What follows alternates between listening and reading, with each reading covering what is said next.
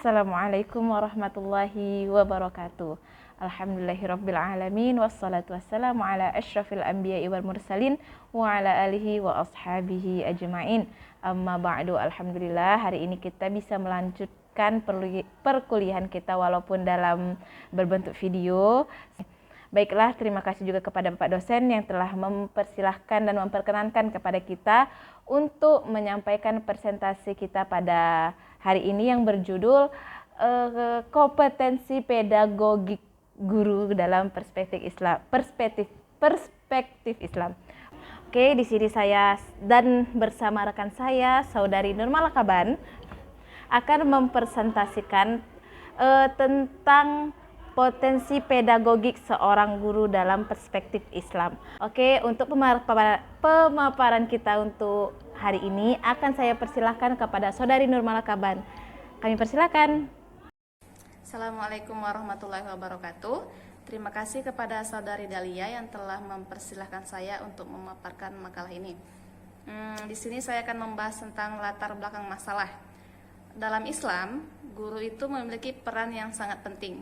Bahkan, Islam menjadikan kedudukan seseorang guru layaknya nabi yang merupakan pendidik pertama dalam ajaran Islam. Guru juga merupakan salah satu kunci dari keberhasilan pendidikan dan pengajaran. Dalam pandangan masyarakat, sosok guru merupakan figur yang dihormati, disegani, disanjungkan karena memiliki kelebihan dan kewibawaannya tersendiri, dan memberikan sumbangan yang besar terhadap keberhasilan seorang anak dalam proses belajar mengajar, bahkan dalam dunia pendidikan. Dari latar belakang ini, kita dapat menyimpulkan apakah seorang guru itu sudah memahami dengan jelas kompetensi-kompetensi apa saja yang harus dimiliki untuk menjadi seorang guru. Nah, dalam pembahasan kali ini, kita akan membahas tentang pengertian kompetensi pedagogik. Kompetensi merupakan kemampuan atau kesanggupan seseorang untuk melaksanakan sesuatu dalam perihal pembelajaran dan bidang lainnya. Kemudian pengertian dari pedagogik itu sendiri ialah ilmu yang mempelajari masalah, membimbing anak ke arah tujuan tertentu, yaitu supaya ia kelak mampu secara mandiri menyelesaikan tugas hidupnya. Jadi pedagogik adalah ilmu pendidikan anak. Kata pedagogik berasal dari bahasa Yunani, paedos yang berarti anak laki-laki dan agogos yang berarti mengantar atau membimbing.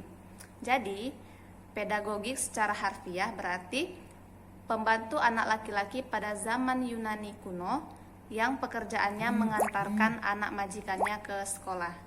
Secara kiasannya, pedagogik ini diartikan sebagai seorang ahli yang membimbing anak ke arah tujuan hidup tertentu. Kemudian, pengertian dari kompetensi pedagogi itu sendiri dapat diartikan sebagai kemampuan seorang guru dalam mengelola proses pembelajaran peserta didiknya. Selain itu, kemampuan pedagogik juga ditunjukkan dalam membantu, membimbing, dan memimpin peserta didiknya. Seorang guru kalau dia memiliki pemahaman tentang kompetensi pedagogik secara luas atau secara betul-betul paham, pasti guru itu sangat paham terhadap peserta didiknya. Bagaimana perencanaan pembelajarannya, semua pelaksanaan pembelajarannya, evaluasi apa-apa saja yang akan diberikannya kepada peserta didik, seperti itu. Kalau dia memang sudah memahami apa sih kompetensi pedagogik bagi guru, seperti itu. Jadi dan pasti guru itu akan menguasai teori dan segala strategi pembelajaran yang akan disalurkannya kepada peserta didik. Jadi dapat disimpulkan teman-teman bahwa seorang guru itu harus dekat dengan peserta didik. Untuk apa? Biar menimbulkan rasa nyaman, biar menimbulkan rasa tenang, sehingga pembelajaran itu akan mudah dicapai. Oke teman-teman, seperti dalam surah An-Najm ayat 8, 9, 10 itu berturutan, itu menjelaskan bahwa ayat 8 berbunyi, kemudian dia mendekat lalu bertambah dekat. Kemudian ayat 9-nya lagi berbunyi, kemudian dia mendekati pada Muhammad lalu bertambah dekat lagi. Kemudian ayat 10-nya lagi, lalu disampaikannya wahyu kepada hambanya Muhammad apa yang telah diwahyukan Allah. Jadi di sini dalam tafsir dijelaskan oleh Al-Maraghi dalam tafsirnya bahwa malaikat Jibril itu menyampaikan wahyu kepada Nabi Muhammad itu sangat dekat jaraknya. Begitu juga kata dalam menurut Quraisy Shihab, jarak kedekatan antara Jibril dan Nabi Muhammad dalam menyampaikan wahyu itu sangat dekat. Nah, jadi teman-teman, Jibril aja menyampaikan wahyu kepada Nabi Muhammad secara dekat. Nah, bagaimana dengan kita seorang guru kepada murid? Kita juga seorang guru kepada murid ingin menyampaikan pesan pembelajaran.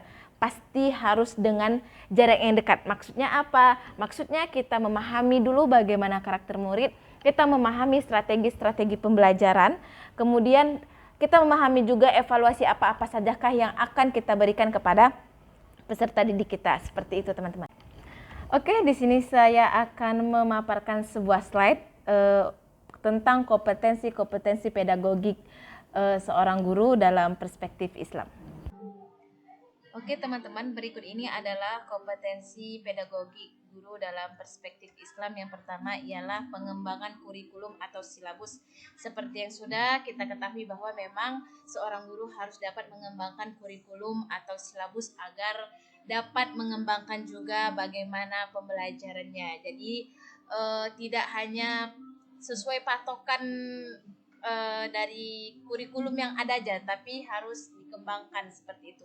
Seperti hadis yang dijelaskan oleh Ali bin Abi Thalib mengenai pengembangan kurikulum yang berbunyi, ajarkanlah anak-anak kalian maka sesungguhnya mereka diciptakan untuk suatu zaman dan bukan zaman kalian. Jadi kita itu mengajarkan murid kita itu untuk bukan zaman ini saja, karena bisa jadi karena mereka akan menghadapi zaman yang akan datang yang mungkin kita sudah tidak di zaman itu lagi gitu. Seperti itu teman-teman. Jadi kenapa kita harus mengembangkan kurikulum? Karena memang kita harus mempersiapkan anak peserta didik kita agar dapat menghadapi masa depan yang gemilang.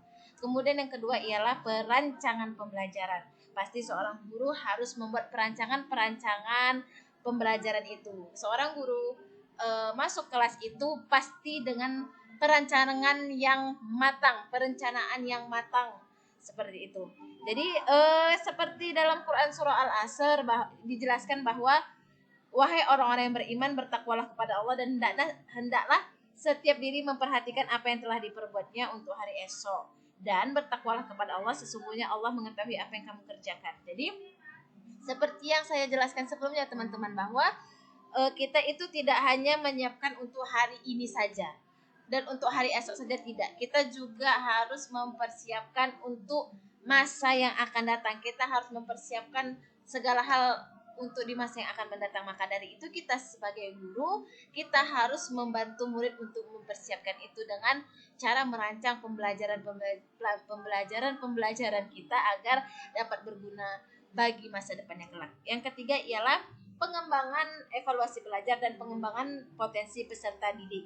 Seperti hadis ini, ajarilah anak-anakmu berenang, memanah, dan perintahlah mereka agar mereka dapat meloncat ke punggung kuda atau berkuda. Jadi dalam hadis ini sudah jelas dipaparkan bahwa kita itu tidak hanya mengajarkan pengetahuan akademik anak murid saja, tapi kita harus mampu memacu mereka dalam potensi dan akademik mereka. Seperti yang dicontohkan dalam hadis ini, itu ada berenang yang disunahkan ya teman-teman, berenang, memanah, dan berkuda. Nah, jadi untuk kita sebagai guru harus mampu mengevaluasi anak-anak, harus mampu membantu mereka untuk mengembangkan potensi non akademik mereka. Jadi kita tidak hanya fokus kepada potensi akademik saja, melainkan kita harus fokus kepada potensi non akademik mereka juga. Kemudian yang keempat ialah pelaksanaan pembelajaran yang mendidik dan logis. Pasti dalam melaksanakan pembelajaran pasti kita harus melaksanakan pembelajaran yang mendidik dan ideologis atau masuk akal. Misalnya kita teman-teman mengajari nahwu, mahfuzat, hadis, fikih, kita itu mata pelajaran yang kita ajari, namun kita dalam mengajarinya itu tidak dengan pendidikannya bagus. Contohnya kita saja sebagai ustazah gitu teman-teman, misalnya kita mengajari tentang hadis, fikih kayak gitu. Tapi kita masuk mungkin kita kependean atau ini kita karena kita ketinggian ya sampai menyerupai burung unta seperti itu. Itu kan kurang mendidik ya teman-teman. Jadi seperti yang dijelaskan pada Quran surah An-Nahl ayat 125 yang artinya serulah manusia kepada jalan Tuhanmu dengan hikmah dan pengajaran yang baik dan berdebatlah dengan mereka dengan cara yang baik. Sesungguhnya Tuhanmu dialah yang lebih mengetahui tentang siapa yang tersesat dari jalannya dan dialah yang lebih mengetahui orang-orang yang mendapat petunjuk. Seperti itu teman-teman. Jadi kita pun di sini pun walaupun ada anak ya kita mungkin memiliki peserta didik yang suka bertanya dengan argumen kita, dengan apa yang kita jelaskan, kita harus menjawabnya dengan cara yang baik, dengan santai, tidak boleh marah karena dia mungkin menentang atau kurang setuju dengan pendapat kita seperti itu teman-teman. Dan next yang terakhir adalah pemanfaatan teknologi pembelajaran seperti yang kita lakukan sekarang ini teman-teman. Kita ini sedang memanfaatkan teknologi pembelajaran. Itu adalah salah satu kompetensi pedagogik guru atau kompetensi pengajaran guru. Seperti yang dijelaskan di surah Al-Alaq teman-teman ayat 4, mengajar manusia dengan menggunakan pena. Jadi zaman sekarang kan sudah ada pena. Jadi kita pena atau pulpen. Kita sekarang menggunakan pulpen. Kalau zaman dulu kita mungkin hanya menggunakan tinta seperti itu. Sekarang kita punya laptop, punya alat elektronik lain. Kita manfaatkanlah teknologi pembelajaran. Untuk apa? Kaitkan seperti yang di awal tadi. Untuk menyiapkan peserta didik agar dapat menghadapi masa yang akan datang. Kemudian faktor yang mempengaruhi kompetensi pedagogi guru dalam pembelajaran ada dua, yaitu faktor internal dan faktor eksternal. Faktor internal itu ialah yang berasal dari individu pendidik itu sendiri, meliputi latar belakang pendidikan dan pengalaman belajar. Jadi guru yang memiliki latar belakang pendidikan yang tinggi pasti akan memiliki dampak juga bagi murid itu sendiri. Begitu juga dengan pengalaman belajar. Guru yang memiliki pengalaman mengajar lebih luas pasti akan berbeda dengan guru yang pengalaman belajarnya masih relatif sedikit seperti itu. Jadi kalau guru yang memiliki pengalaman mengajar luas pasti ia akan dapat terus mengevaluasi proses pembelajarannya. Seperti itu teman-teman. Jadi dua faktor itu, jadi latar belakang pendidikan dan pengalaman pengalaman mengajar itu sangat mempengaruhi kompetensi pedagogi guru itu sendiri. Kemudian faktor eksternal. Faktor eksternal ini adalah faktor yang berasal dari luar seperti sarana dan prasarana suatu lembaga pendidikan. Kemudian juga lingkungan kelas. Jadi sarana prasarana pendidikan itu sangat membantu dalam meningkatkan kompetensi pedagogi guru teman-teman. Dengan mungkin proyektor zaman sekarang ya teman-teman atau hal lainnya. Kemudian lingkungan sekitar juga, misalnya sarana prasarana dan lingkungan sekitar tadi. Guru mengajar mungkin gurunya satu, kelasnya sangat luas. Mungkin apalagi guru yang memiliki suara yang relatif kecil atau rendah volumenya pasti akan kesusahan untuk menjelaskan. Maka dari itu dibantulah dengan yang namanya mikrofon. Seperti itu teman-teman. Oke teman-teman, dalam penjelasan saya dan saudari Nurmala Kaban tadi dapat disimpulkan bahwa kompetensi pedagogik merupakan kemampuan mengelola pembelajaran kepada peserta didik, kemudian mengelola perancangan dan pelaksanaan pembelajaran, kemudian evaluasi, tidak lupa juga evaluasi hasil belajar peserta didik tersebut, dan tentunya bagaimana cara mengembangkan potensi-potensi peserta didik, baik itu potensi akademik maupun potensi non-akademik. Kemudian telah kita ketahui tadi ada 5 kompetensi pedagogik pada guru, yaitu pertama pengembangan kurikulum, kedua perancangan pembelajaran, kemudian yang ketiga pengembangan peserta didik dalam mewujudkan potensi, kemudian pelaksanaan pembelajaran yang baik, kemudian pemanfaatan teknologi pembelajaran. Itu adalah kompetensi pedagogik oleh guru. Jadi faktor-faktor yang mempengaruhi kompetensi pedagogik guru itu ada dua, yaitu faktor internal dan faktor eksternal, yang mana faktor internal mencakupi latar belakang pendidikan dan pengalaman belajar. Faktor eksternal mencakupi faktor-faktor pendukung dari luar yang dapat menunjang pembelajaran guru tersebut, seperti tadi sarana dan prasarana, kemudian lingkungan pembelajaran.